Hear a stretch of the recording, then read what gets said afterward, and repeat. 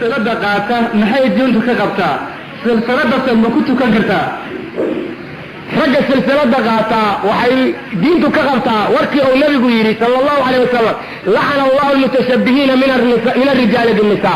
naxariista Allah ka durjiyo nimanka haweenka isu ekaysiya ninka silsilada turka wajirta magaati ma galo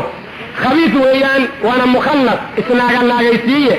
waa kuwa nabigu eriyay oo yiri hal eriyay ila baqi laga gaarayo araadil aan wixii la arkay weeyaan waxaana rabbi laga baryayaa bixina doona sida ay dhisoogu keenay qoladii zinada inuu nimankaanaasa ka soo saaro mardhow si ay u noqdaan kuwa si dhabow ceelooga rag waaweyn oo gobol aan la yaabo mararka qaarkood intay leegiin iyo xaloolahooda iyo xoogga ay leeyihiin oo silsilad qabaan arkin waa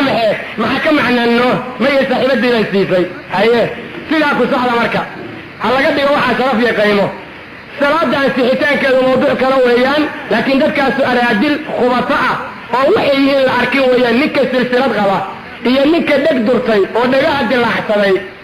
iyo waxyaalaha dumarka lagu yaqaano u gaarka dadka samaynaya rasuulku wuxuu yidhi naxariista allaha ka durjiyo meel raxmad alla taabana alla ma keeno